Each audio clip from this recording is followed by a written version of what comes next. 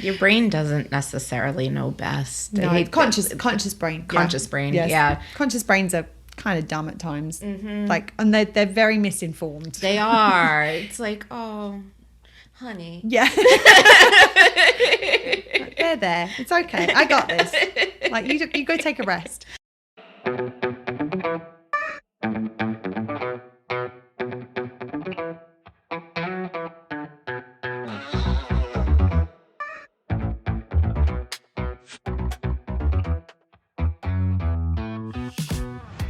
Hello, hello, hello, and welcome to Well Shit. It really is that simple.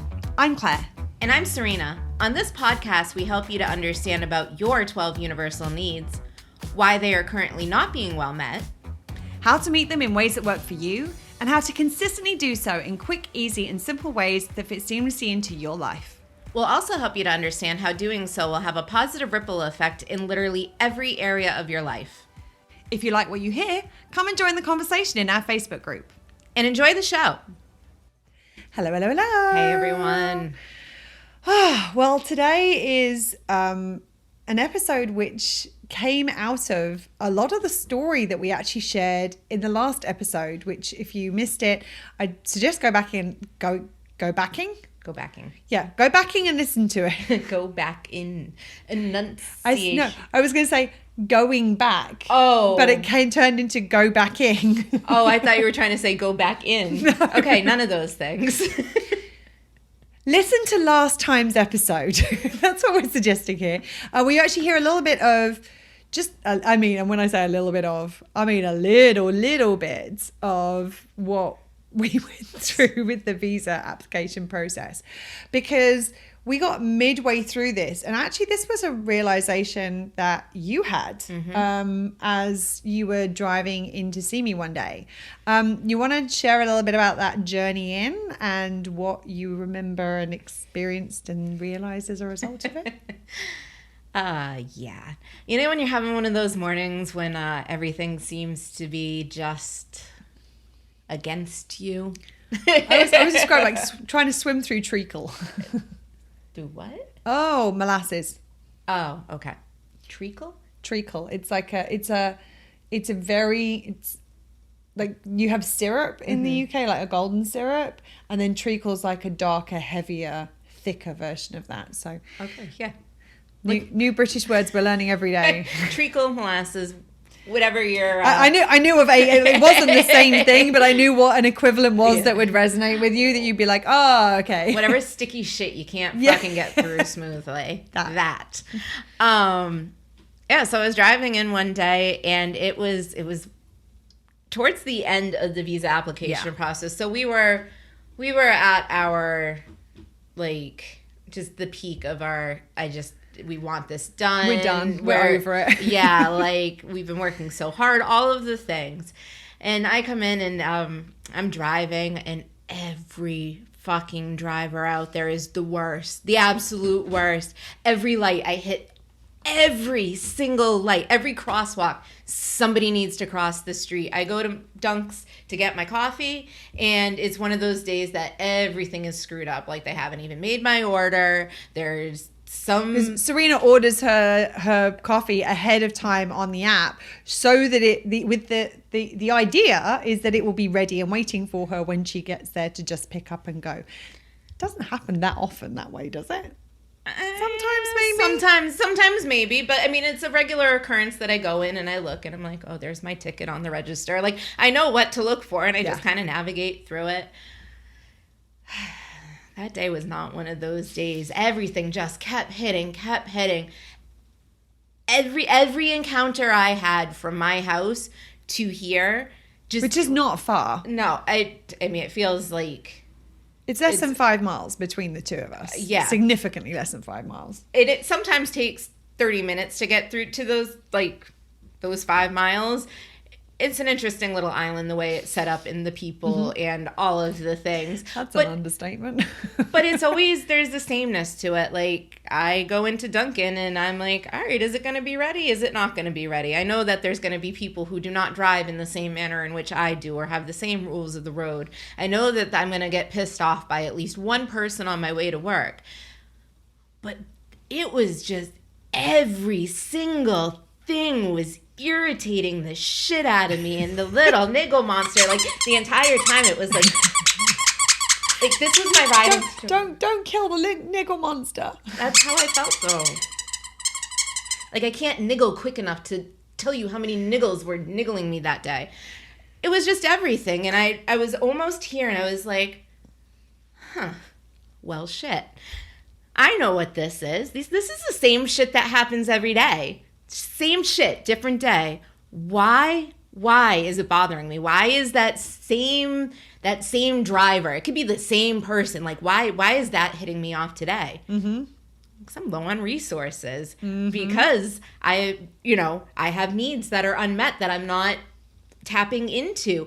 But a lot of it was the fact that when you're depleted, things are going to hit you a little bit more, a little bit harder. It's somebody can say something to you when you're at your capacity and can't take anymore, and say the same thing to you 2 days later when you were fully resourced, and it's a world of difference into how it affects you. So I walked in, I was like, I had all these experiences, and then I realized I'm like, it's the same shit I experience every day. Why am I so pissed off right now? We both look at each other, and without words, we're like, well, your fucking needs. And like, look at where you're at. Like, right. You want more sleep. And I was making sure, like, one of the big things, especially after we did the episode about the fundraiser, I know what it's like to compromise and not be mindful of the things. The episode was about why generally speaking it's not a good idea to go beyond your capacity. Like, just in case you want to know which, like, we mentioned fundraisers in a couple of different episodes now. That's the one that Serena's talking about right now. That's the specific one, where there were a couple of times where we were up late, up early, trying to get the things done. I'm like, no, I remember how that felt. We're not doing that. And we had made the conscious decision. Mm-hmm. We're gonna sleep, even if we can't actually sleep, and we're not gonna grind it and put ourselves at a detriment to get this stuff done a little bit quicker but less effectively, or not done as well. All of the things. I don't know where I was going with that. You were talking about the fact that even though we had made a decision that we weren't going to do it the way that we did it for the fundraiser, which compromised us massively, we were still doing stuff to meet our needs, and we were still depleted comparatively with where we normally are. And that's what you discovered was the root cause of same shit, different day.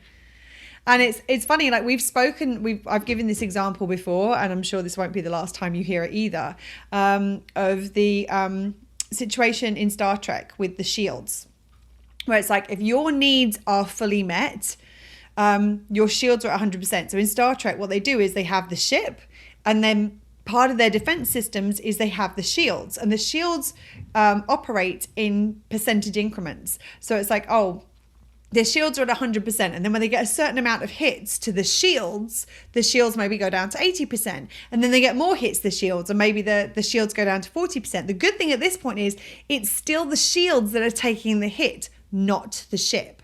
The second your shields get down to 0, at that point, all these things that weren't really having as much of an impact because they were hitting the shields start hitting the ship. And that's exactly what Serena was experiencing, was that her shields were already low. I mean, I'm thinking maybe 5% shields, possibly 10% before she set out that day. So the first thing that happened is like, oh God, my shields took a hit. Fine. Maybe I'm down to 5% now. And then the second one, it's like, oh, got another hit. Oh, now down to, shit, my shields are gone. But she hasn't realized that. That's just what's happening in terms of the level to which her needs are met or unmet. So if your needs are completely unmet, then you have no shields, and your engine's probably not working, your guns aren't working, like the AC's broken, there's nothing in the canteen, like nothing's working on the ship at that point. Like, it's just sort of floating through space, I was about to say amiably, aimlessly, because nothing is working. Whereas you're kind of maybe about 50% when your shields are down, you've got no defenses, but your ship may still be intact, But at that point, the things that hit you are going to hit you that much harder. So she maybe had a couple in the tank where it's like, okay, fine. That one thing, okay. And then the second thing, okay, fine. And we've spoken about this before. Traffic on this island is a nightmare at the best of times compared to, I've lived all over the world and I've never experienced people the way that I have in this town. So we're used to that. But once those 2 hits happened and she was at 0%, then when another thing happens, it's not bouncing off the shields and taking the shields out. Now it's hitting the ship. It's like, oh my God, you took out my AC unit. What the fuck? Now I'm sweaty and uncomfortable. And then somebody else hits and it's like, well, now I've got no kitchen to make my food. And now I'm like, oh, damn it. Now the engine's broken and we're not going anywhere. So what's happening is that every hit at that point is compromising the ship or you. At that point, it's hitting you and it's actually affecting you. So your unmet needs are going to get more compromised at this point. You're not going to be like, when the more resourced you are, the more resilient you are. So we talked about resilience in a previous episode.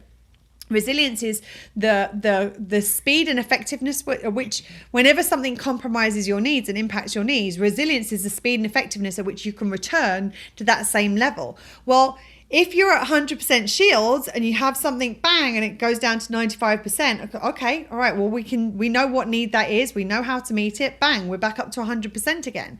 So we're able to manage much better once the ship isn't being hit. So maybe each one of those is 5%. But then once the ship starts getting hit, that's like 20% hit to your ship, 40% hit to your ship, because there's nothing to protect it anymore. You're just dealing with the fallout. And when you then can't maneuver away, you've got no shields, you've got nothing to protect yourself with, that it gets worse and worse and worse. So you end up with this like basically tin can just floating through space going, nobody hit me. Right, with all sorts of damage and open wounds and whatever. Stuff flying out of the hold and it's funny because it was after the visa had been submitted and everything, we were talking to a friend of ours about different podcast episodes and stuff like that. And she was going on about how it's amazing because we were talking about the same shit, different day idea of a episode. And she's like, yeah, there's this one guy on my street and I go out and I smile at him every single morning and he just doesn't acknowledge me. He doesn't smile back and it irritates me. Like, what? Just smile, and we're gonna get into that one in a different podcast. Yeah, not a good thing to say to anybody, but she couldn't understand why when she smiled there wasn't a reciprocation, right? Ever. Most days she's like, this doesn't bother me. She's like, today it made my blood boil. Like, why the fuck won't you just smile at me? And it was like she was getting worked up about it, and I was like, same shit, different day. And she's like, yes, same shit, different day. Like I'm super fucking irritated today. So yeah, it's like, because all the other stuff that she has going on in her life that has nothing to do with this guy at all. Like Serena's day had nothing to do with the bloke at Dunks or the person in the car or the person at the crosswalk. Nothing to do with any of that. All it meant was her resource to be able to deal with these day-to-day things. Life compromises our needs. Like, that is just a fact. Even just getting up and getting on with our day drains our energy and our foundation functioning, which is why at the end of the day, we need to go to bed. Like, existing is going to have impact to our needs, which is why we need to learn the things that are going to meet our needs to keep us up there and keep us resourced. When we are unresourced, these things that have nothing to do with this other person land in a completely different place. So the other thing is, so if you imagine, go back to the ship analogy, Serena's a ship and she's hanging on by a thread. She's not quite out down for the count at this point, but imagine that she's taken a hit to the hull. Now imagine she takes another hit to the same spot on the hull. Then imagine she gets a third hit to the same spot on the hull. Now, the first time that hit comes, okay, it's gonna hit, there's gonna be some damage. But once it's already created some damage, that point, the next time it hits, it's gonna get smashed. And the third time, it's gonna be obliterated. And that same thing is like, as you're going about day-to-day life, where you're getting this same thing over and over again, but you're getting hit at the same need. So the same unmet need is being hit over and over and over again. The level of compromise and the level of trigger that you will experience at that being hit, and therefore the reaction you will have to that hit, is going to seem disproportionate, because the third guy did just what the first guy did. And sometimes not even to the extent. No. Like it can be, I mean, the first person could have cut you. Especially talking about getting here, drivers, traffic, those things grate at me anyway. So if it's something that already irritates me, just the simple presence of traffic, right there, we have a baseline of even at 100%, I'm already irritated. I don't like this shit. The simple fact I'm on the road, I'm irritated. Yeah. And I've come a long way with my my driving and demeanor. Yes. We actually talked about this on a previous episode. So that at one point Serena would be like expressing her frustration very demonstrably to everybody in the vicinity. Yeah. Fair? Verbally assaulting my windshield. Yes. Yeah. But it's just one of those things. One of those things, conditioning, history, and when my resource, I mean, a lot of times my resources were low growing up. Like I was operating barely at capacity. So like those things that hit me when my capacity was down capacity was down earlier in my life are things that are especially triggering for me now. Yeah. So there's already that like layer of like, not my favorite situation to be in. So I keep losing my train of thought. You were talking about, like, I'm going to give my example and then you're going to come back to your traffic example because I know where you're going with this. So Glad she knows. I have a different example. So I have an example to do with physical injury. So say somebody ends up like running into Serena on a bike. Like, for example, she's walking, she runs into a bike and Serena breaks her arm. The next person to come along might just like nudge like that. But if she's got a broken arm, the impact of that, while the actual action was much less, is going to seem even bigger. Well, that push could damage it further. The next time someone could just brush past her and barely touch her arm and she's like, what did you do that for? And they're like, I don't know what you're talking about. I just existed next to you. So it's like, just because of the depletion of our own needs, whether we're talking about, I mean, obviously this is a physical example, but imagine the emotional experience is actually very similar. Doesn't matter which need we're talking about. You get one need that's obliterated, and then you get another impact to that need, which is much, much less. But it's now landing on an obliterated need. And then you get somebody who barely breathes on that need. And the response is, why did you do that? Oh my God. Because to them, it's not that one thing anymore. It's all of the compounded impacts that are under the surface. And it's the state of resource that their needs are in under the surface that are causing the reaction the way it was. So you were giving the example regarding a car cutting you off. Yeah. And I love that you're in my head. I don't even need to keep track of my thoughts. Claire's got them in a backpack. But it is not her responsibility. Thank you very much for doing. Pleasure. For being in there when I'm not even in my head. If a car cuts you off the first time, it almost causes an accident. Like that's a trauma thing. At first, you're like, oh, shit, what just happened?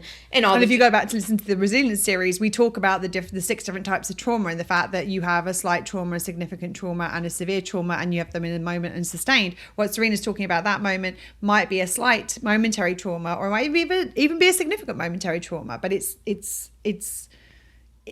significant enough at that point to impact the needs. And then the next person may be switching lanes and almost like they might not be paying attention as they're trying to switch lanes, and there's not really almost an accident, but you're like, hey, my car is here, like, Yes. and you get in that kind of like, oh God, there could, like, that was because your security need got impacted. So it may be that if you had like a significant impact to begin with, your security need is up now. So your sensitivity to a risk to your security need around you becomes even more, because your subconscious is going, hello, security need.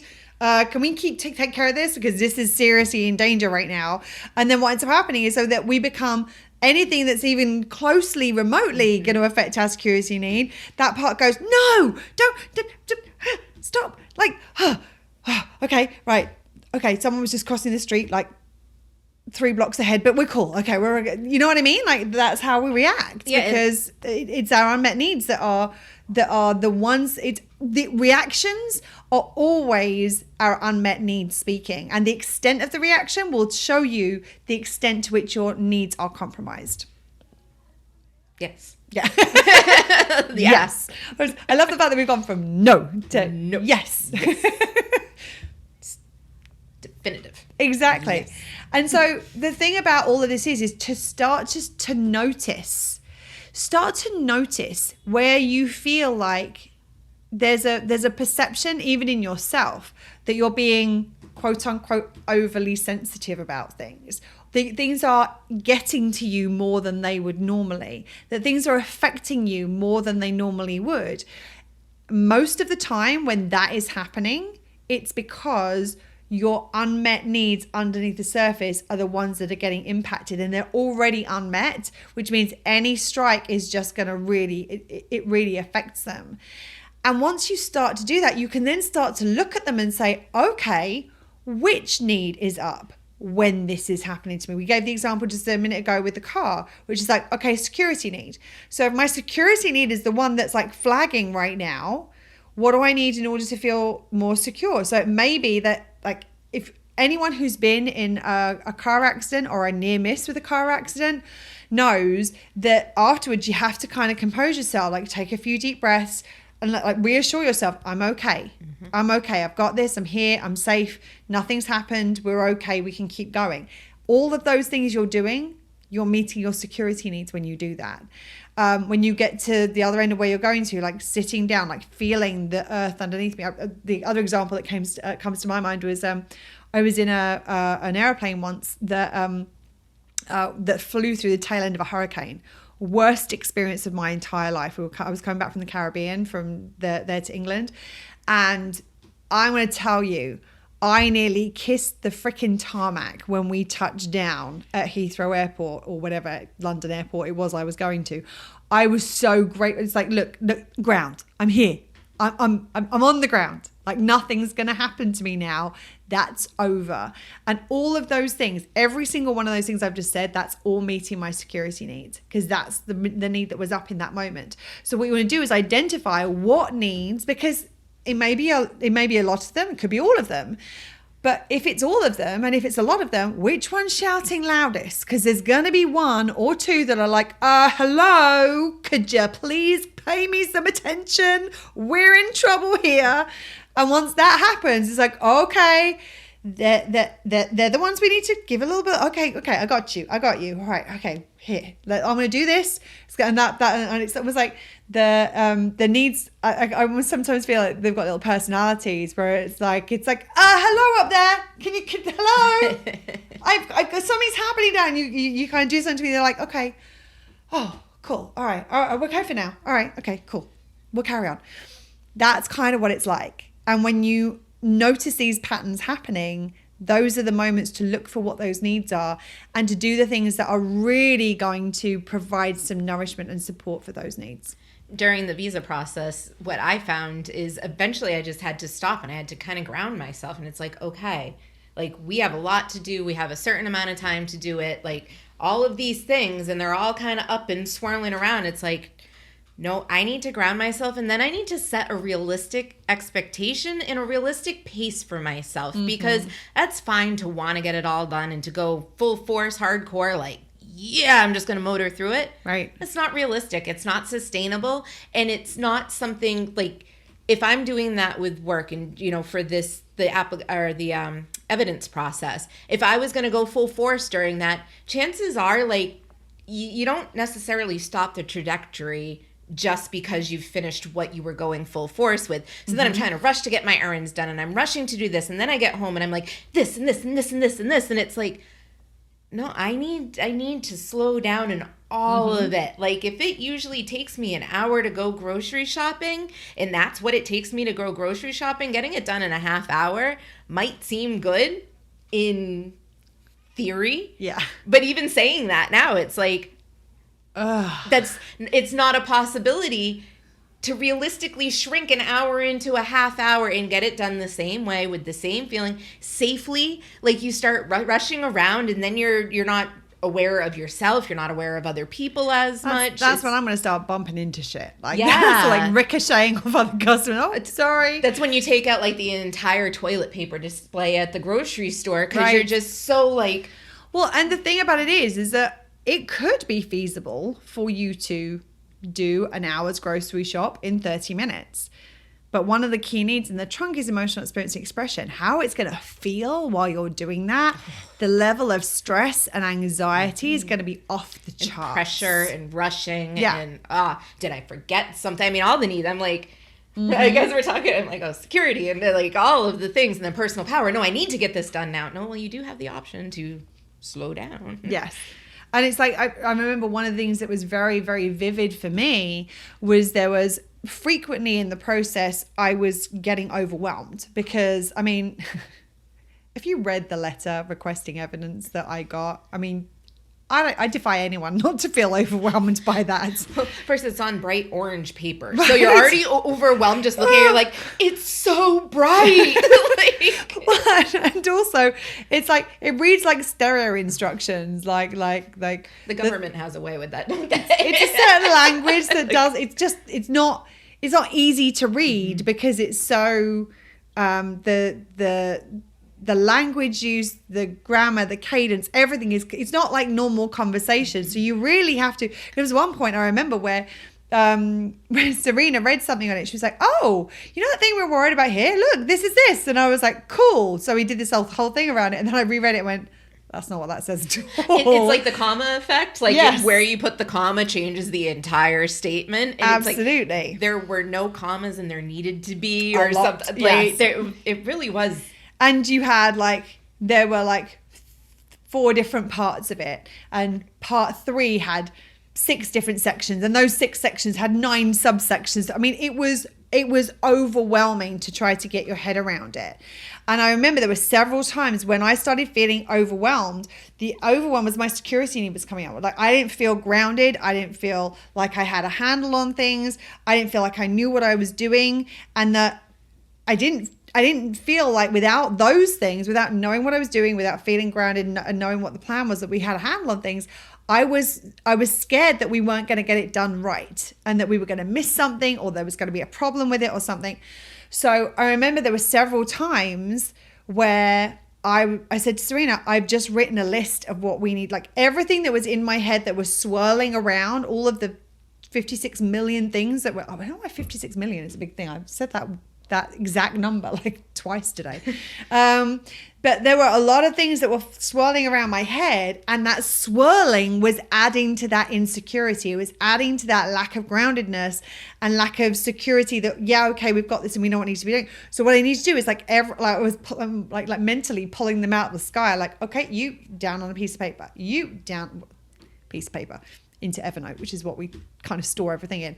So it's like, okay, we can put this down. We can put this down. We can put this down. Okay, now I can organize what's down there. Now there's a plan. Like I know I just have to do, I could take it a section at a time. I can look at this section. I know for this section, I've got to do this, this, and this. That feels doable. Trying to take this entire thing, which is big enough that it even reached into Serena's screen. And then some. I mean, we can extend that arm. Yeah, I'm like right out the other side as well. I remember Stretch Armstrong, yes. or Inspector Gadget, with that go Gadget arms, which actually used to be my nickname because I've got really long arms. So I had friends of mine who were they're like, "Oh, Claire, can you reach that on there? Go Gadget arms." So I'd be like, anyway. I digress. Isn't that funny? Because I'm more T-Rexy. Have you seen the book T-Rex Tries? No. Oh my goodness, you have. So this is one that a friend of ours told me about. There's this book about like it's a kid's book called T-Rex Tries, and it's like T-Rex trying to do things, but he can't because his arms are too short. Like, it's super cute. Anyway. Did somebody get him those little grabbers at the end? Yeah. I have the short people grabbers to get things off my high shelves. I have no idea what I was talking about now. Grabbing things out of the sky and pull it. There we go. Like, trying to think about this whole thing in its entirety. Like, sometimes I lose my train, but normally I'm pretty good at catching it up. When you try to think about it in its entirety, it's overwhelming. Like, it doesn't feel like you understand everything that needs to be done. And if you don't understand everything that needs to be done, you don't have confidence that you're going to get it done. And so that was one of the things. And I remember there was one night where I was meant to be doing highlighting, because there were we had the same documents that were sometimes used for different purposes. So we wanted to highlight the purpose that they were for. So it would be easy for someone reviewing it to kind of go through and find what was necessary. And there was a night where I went off to support the person I'm seeing. They were doing a solo gig. And I remember that was the thing I was planning on doing that night. And I didn't. I ended up like creating this like overview of the entire thing. And it was like sectioned out, and we knew like what was under each section. And I remember at the time thinking, I shouldn't be doing this. This is not necessary. I should be doing this other thing. Thank fuck I did not try and do that highlighting by myself, because we tried to do it the next day and we both got overwhelmed with the amount and how to do it. And we ended up coming up with a different strategy for how to do that thing because it was too overwhelming. But that thing that I did that night, where we kind of had all of the things in order, I lost count of the number of times we used that, because it meant that every time, like printing, have we got all of this? Yes. Organizing, is everything in the right thing? Even just buying the amount of dividers we needed for the amount of things that we had going on. Like, it was so useful. And the things that, like, sometimes our conscious mind doesn't know what it is that we need, and we have to kind of trust our subconscious. And that's often where when our gut instinct comes on. My gut instinct was telling me to do this thing, and I'm like, okay. My brain's like, no, do something else, do something productive. As it turned out, it was probably the most productive thing I could have done with that period of time. Your brain doesn't necessarily know best. No, it's conscious brain. Conscious brain, yes. Yeah. Conscious brains are kind of dumb at times. Like, and they're very misinformed. They are. It's like, oh, honey. Yeah. They're there. It's okay. I got this. Like, you go take a rest. Although I have to say, ours both worked very hard during that period. There was smoke coming out of our ears by the end of that. Yeah. Definitely. But the little things, like those little things where Claire was trusting her intuition and what felt right they were some of the biggest helpful things for us, in that checklist allowed us to meet some of the needs that would have, like, if we were trying to go through the highlighting, if you had accomplished that and then we found out the issues that there were with the highlighting after, like, that would have led to more same shit different day, where that would have pressurized our situation, which would have pressurized anything that came into our fields. So it could have been a text message from somebody you haven't heard in a while. You're like, I don't fucking have time for this, yelling at your phone. And there were a couple of times, leave me alone. Yeah, I'm like, it's like, oh, well, that person has zero clue what's going on. I don't need to yell. And nothing to do with this. Yeah, and I'm like, I'm angry at my phone for buzzing. It's not even, it doesn't have anything to do with the person. I'm like, I don't have time to look at this text message. Like, when you find yourself in that state, you need to check in and be like, okay, like the phone. Well, and actually, you know what's really good is, like, that's a good example. It's like, so what's happening with that phone? What needs are talking to me as that's happening? My need that's talking to me is probably, I'm overwhelmed. I don't have time. So probably foundation function and security need are the two big ones that are probably going to be up at that point in time. So that's the flag. Because when you notice same shit, different day, that's the thing to be like, oh, hold on a minute. Okay, little needs, talk to me. What's happening right now? And they're all going, I don't know. Like the one that's going, I don't know, I can't do this anymore. That's the need to be talking to first. That's the one to be supporting first. The need that's in a puddle on the floor. And if when you check in, it seems at first it's a little hard. You're like, okay, is it this? Is it, no. But like once you identify it and once you can really get to know your needs and how they feel within yourself, you're like, oh, honey, come here. All right. Yeah, I got you. Right. You want to go to bed? Yeah. Me too. We'll Yeah. snuggle. Yeah. Let's snuggle. And with that, I have to say it, sleep is almost always a root cause. Yes. We're talking about that taproot foundation function. One of the first things we tend to compromise as humans is our need to sleep and to get good sleep and quality sleep. And the second we start taking away seconds, minutes, hours, days from that sleep process, right there, if you're taking from that taproot, that supports everything. So like the first thing I usually check in, I'm like, all right, where am I on sleep? Like, when's the last time I really slept? Do I need a nap? Do I need a little rest? Do I need... Yeah, and I would actually say there are four big ones that you tend to be up at this point in time. Sleep is definitely the first. Sleep/rest. So like whether that is resting by like taking a break, whether it's resting by just closing your eyes for a second, or whether it's actually getting sleep. Or walking, like, well, you said taking a break, like just Yes. walk away from what you do. Yes. Taking a break, as in taking space, like as Serena said, there were several times during this process where we went to a different location because we need a change of scenery, we need a change of energy, we need to get up and move and be in a different environment. And that was us taking a break. Like we brought the work with us. Oh yeah, we did stuff while we were there. So like rest, sleep, break of some description, breathing, oxygen, taking a few deep breaths. Like taking a few deep breaths actually supports the vagus nerve, which we've spoken about on multiple previous podcasts, and I'm sure we will speak on multiple future podcasts because it's such an important one. It's the part of the rest and digest. It lowers your blood pressure, it lowers your stress response. It taking those few deep breaths, one, you actually get oxygen in your system, but two, you actually support your vagus nerve as well. And mindful deep breaths. Yeah, like, intentional. Yes. Yeah. Not it's funny because I mean, when somebody used to tell me take a deep breath, I'd be like, okay. And it's like no, fill your lungs, fill your diaphragm, fill, and then exhale. And really, like, there's something so cathartic. Is that the word? Yeah, like about like connecting with that breath, even if it's a single breath, but it's like, okay. And you can also get it to be like, okay, I'm going to breathe in calm and I'm going to breathe out all the bullshit I'm feeling right now. So inhale the good shit, exhale the bullshit. Yeah. I like it. Maybe it's inhale the well shit, exhale the bullshit. Well, the well shit is good. Yeah, exactly. That's what I mean. So like just taking that deep breath in and being like constantly expelling some of the stuff that we've got going on. So there's different ways that you can do this thing that can be meet multiple needs. That can be supporting your emotional experience expression need, as well as your foundation function need, as well as your security need. So there's all kinds of different things come up. So those are the two. The third one is water, hydration. Like both of us consistently have something next to us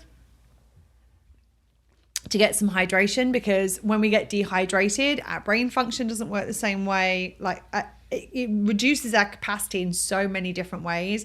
And the fourth is nutrition. It's not just food. It is food. There are times when it's like, I just need something inside my system right now. But I have something that I have on hand at all times in my house is I have a smoothie mix which has got a combination of like supplements in it. So it makes sure, so it's not just something that stops me from being hungry. It's something that's providing nutrition to these different parts of my system. And I almost always have frozen bananas in the fridge. Frozen bananas in the fridge. That's a neat trick. Frozen bananas in the freezer. Turn up the temperature in the fridge. frozen blueberries in the freezer. I have some sun butter. I also have the smoothie mix. And if I'm feeling kind of like in that way inclined, I add some flaxseed in as well. And that I blend it up. I can be having something nutritional within literally the space less than 5 minutes. I can be in, and there were times during this phase where I was like, okay, I am exhausted. It's not late, but I have worked a lot today. It is 9 o'clock. I don't have the capacity to cook. I don't have the capacity to eat. I need some nourishment. I'd make myself a smoothie. So I knew that I was getting the nutrition I required to be able to continue to function the following day and get for the rest to be quality rest. So those are the kind of top 4 things that I would often say are the big ones. I mean, there are other things like stretching, movement, that kind of thing. Just washing your body, like having a shower, just for a couple of minutes. Sometimes there's a few things that you can do. Anything that's going to kind of help to shift the energy or replenish you are the things to be focused on. But those 4 are really the big ones to be thinking about. It's interesting because yes, like that's facts. I feel like everybody can identify with this. The same shit, different day. If you're hangry, you are going to experience same shit, different day tenfold. So right there, and we don't necessarily think of that as nutrition. It's like, oh, I'm hangry. I need anything. All right, I'd eat a Snickers. Like, no, that will give you that will be that quick little hit, and it might get you past hangry. But then your body is going to be like, and something else, please. And you can either keep filling with crap and then start feeling like crap eventually because it's not actually nourishing you. And I will say is that I'll just jump in here is that there are different people. Like this means different things to different people. Mm-hmm. And for some people it is just food. Like for example, if you might be neurodivergent and there are certain safe foods that are your mm-hmm. go-tos, like that might be this for you. So mm-hmm. We're not saying it has to look a specific way. A lot of the time that people who don't have specific dynamics around their eating, the reason that we tend to get to that point where it's like, oh, I'll just have a Snickers bar, or I won't have a Snickers bar because it'll kill me because I'm allergic to nuts. Did you have that commercial? Like, do you have that in the UK with the Snickers, like satisfies hunger or something like that? That's the only reason why I bring that up. Maybe. I'm actually not. Well, the other one was that in the UK was take a break, have a Kit Kat. Like, yeah, that did have that one too. That was like a thing. So. A lot of the time, yeah. God, years later, we still remember. Mm-hmm. What have they done to us? Anyway, a lot of the time when we're at that point where we tend to eat crap is normally because the crap is quick and available. Mm-hmm. So this was something that for me, there was a period of time when I actually started to get this supplement back at the beginning of the pandemic. So the shake supplement that I got at the beginning of the pandemic when we couldn't get good access to fruits and vegetables because I knew that I was going to get the nutrition I required from this mix. So while I would prefer to do it with fresh fruits and vegetables, I wasn't relying on that. I knew I was still going to get the nutrition I wanted. That's why I started to use this shake. I actually really liked it. I found it was really helpful. But the most important thing was I realized it is a way that if I am short on time, low on energy, low on capacity, it's something I can do quickly that means that I have what I need. It means that when I'm sick and I don't want to make food or eat anything, that I can still make sure I get the nutrition that I require. So in those moments where we tend to go for, give me a bag of chips or fries or crisps, depending which, like we've got all the different variations here now covered. That's normally because it's the quick, easy, simple. Like it's the drive-through versus going into a restaurant. It's the what can I eat now without having to do anything? All I have to do is pull a wrapper off of this and then shove it in my mouth. Mm-hmm. So if we can find ways, if we know this about ourselves, then what we can do is we can set ourselves up to have a different experience. So I know if I'm exhausted, I don't want to eat. I know if I'm exhausted, I also know if I'm emotional, if I'm upset, if I've got something going on in my life, like my appetite's one of the first things to go. I'm like, it's like I'm so full of emotion. There's no room for food in my system. I also know if I'm tired, the last thing I want to do is cook. I will make sure I have some things that are relatively quick to make in, so that I can use those if I really want to. But to have this, so in a few minutes, I can have something that I know is not as good as me having a proper nutritional meal, but I know it's a good next option without going to the crap, which I've done innumerable times in my life. I think we all right? I mean, it's and there's no judgment for that. And if like that's all you have, that's better than not having anything at all. And it's getting yourself set up for the times when you don't have capacity. When you do, making sure you have, your protein mix. If you know that finding food that's nourishing is difficult when you're low on capacity. For me with hydration, we've talked about it, that hydration is kind of a new thing for me because people were always trying to force water on me. And I'm like, I don't like water. Like, I don't want to drink this. Leave me alone. And then I found seltzers. Seltzer's my thing. It always has been. Before seltzer was a cool thing. I'm like an OG seltzer person. Like, I've been drinking seltzer for years. She's been drinking seltzer since before they actually started putting alcohol in it. Oh, long before that. Like, when I was traveling the country, there were certain states I couldn't get seltzer. Like, I could get club soda, but I mean, where I grew up in Massachusetts, we had seltzer aisles. Like. Well, it's funny you say that because that slight like weird adjacent thing was I remember when I went on vacation a few months back when my mum and dad came over to the States. My mum and dad always really enjoyed the wine coolers. They're old school, and when we started to come to the States, sugar water. So yeah, I mean when we're talking about when I think I was 9 the first time that we came to the US, and that was their thing. They enjoyed while they were here. So they sent me to the grocery store because they were obviously going to meet me here, but I was going to pick up groceries on the way through. And they said, can you try and get some wine coolers? And I was like, I don't remember seeing wine coolers. Like, and all the time I'd been here, I was like, sure. So I went down to the grocery store and there's like an aisle that says wine coolers. And I'm looking up and down and I can't see them. I can see beer, I can see cider, I can see seltzers, hard seltzers, I can see cocktail mixes. I cannot see them anywhere. So then next door there's a liquor store. So I go into the liquor store and I'm like looking. There's a wine coolers section. And I cannot see these damn things anywhere. And so eventually I go over to the guy who's working at the checkout and I say, can you tell me where are your wine coolers? And he was like, oh, it's in this chiller here. So I go over and I'm like, I can't see that. What is going on? So I go back. I'm like, I'm really sorry if I'm being like completely dense. I cannot see. Can you come and show me where they are? Because I cannot see them. And this guy is like proper eye roll, like fine if I must. He didn't say that, but that was the energy he had. He was like, oh, look, see, we've got White Claw, we've got this, we've got that. And I'm like, those are hard seltzers. And he was like, yeah, like wine coolers. I was like, no, those aren't. I'm like, you don't have the original wine coolers, like actual wine. You obviously didn't drink during the like 90s. Exactly.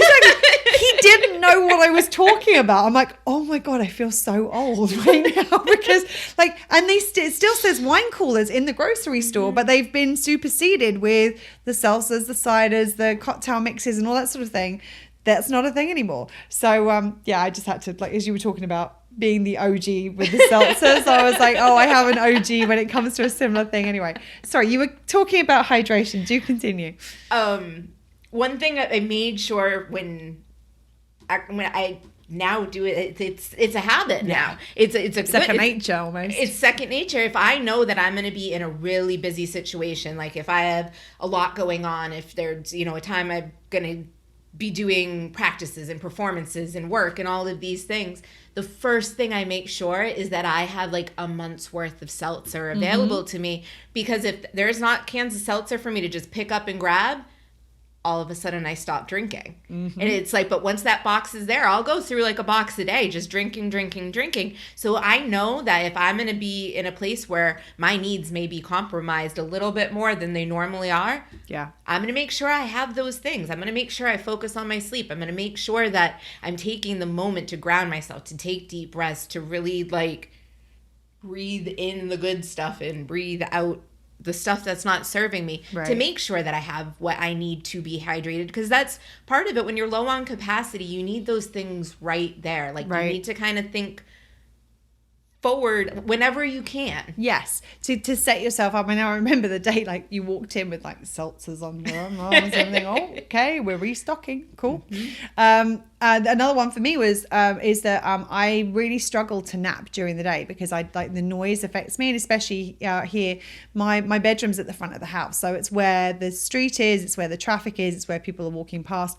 So noise really affects me when I'm trying to sleep. Well, I have a pair of noise cancelling headphones.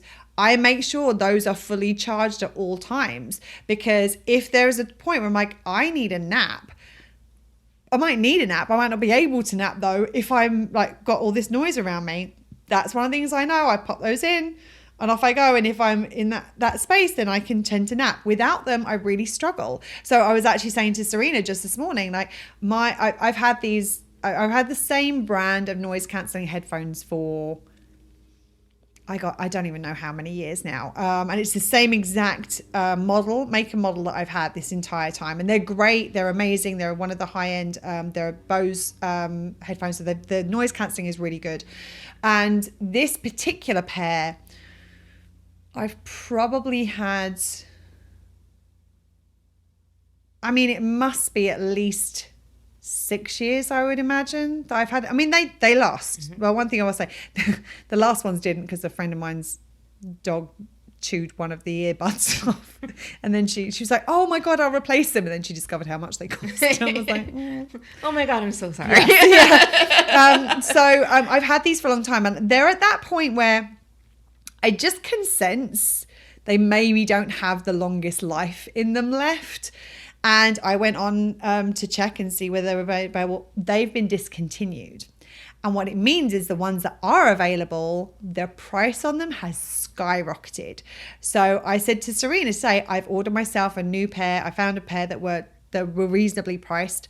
And I've ordered them, even though the other ones are still working. Because I know there's going to come a point where they're going to be like, ugh, and I'm like, what do I do now? And at that point, it's going to cause me some challenges. So I'm making sure, and obviously I have a huge amount of privilege to be able to do that, to make sure that I have those ahead of time, so that as and when that happens, I will have this as an alternative or as a backup.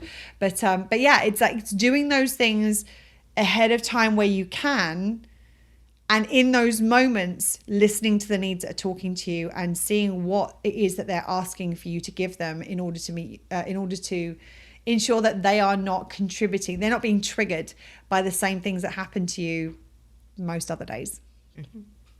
Anything you want to add? No.